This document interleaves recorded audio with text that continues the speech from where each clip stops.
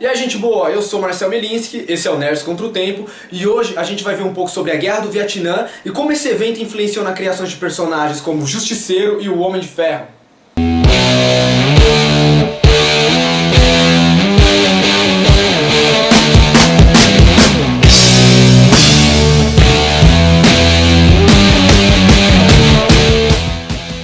No episódio passado a gente viu como os Estados Unidos e a União Soviética influenciaram na política de outros países, como de Cuba, por exemplo. Isso fez com que a Guerra Fria não fosse assim tão fria.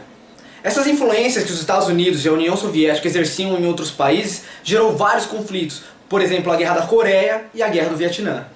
Porém esse conflito tem início muito antes, lá no imperialismo, lembra dele? Tinham várias regiões que eram controladas pelos europeus, como por exemplo essa região da Ásia chamada Indochina. A Indochina, ela fica no Sudeste Asiático e é lá que fica o Vietnã. Durante a Segunda Guerra Mundial, o Japão invade esse pedaço da África e dá um cacete em todo mundo que estava lá e diz: agora é meu! Nesse cenário surge um cara chamado Ho Chi Minh, que ele começa a liderar a galera que estava lá para se opor contra os japoneses que estavam ocupando o Vietnã. Como vocês sabem muito bem, o Japão perdeu a Segunda Guerra Mundial, então todo esse pedaço da Indochina que estava sob controle dele volta para as mãos da Europa e eles começam a dividir esse controle com a China.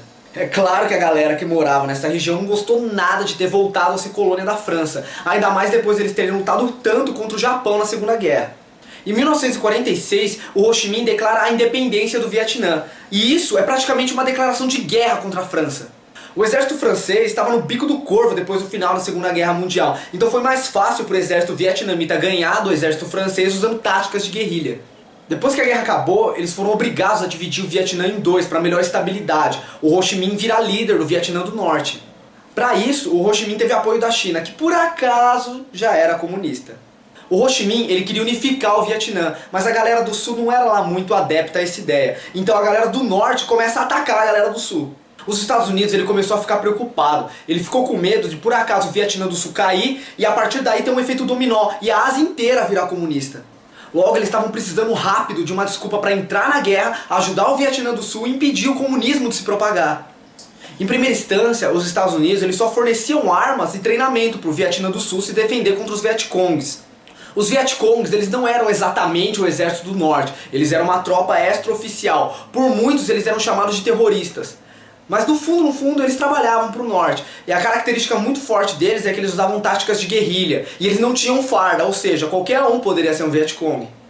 Em 1964, houve um ataque contra um navio americano. E isso serviu de pretexto para os Estados Unidos entrar na guerra contra o Vietnã. Mais pra frente foi provado que esse ataque realmente não aconteceu. Foi mais um pretexto para os Estados Unidos entrar na guerra.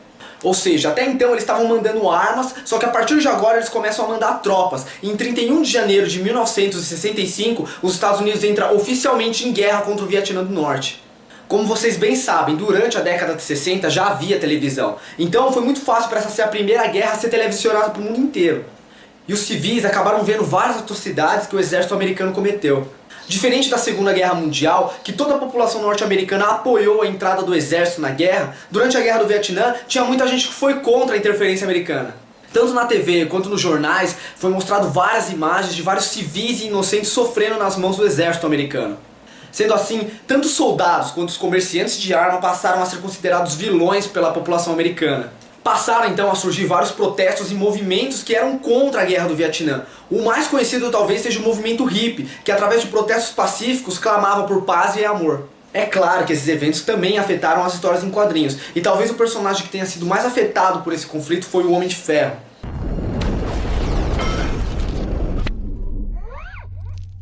O personagem é um comerciante de armas chamado Tony Stark, e numa excursão pelo Vietnã, ele acaba sendo vítima da explosão de uma granada e é sequestrado pelos Vietcongs.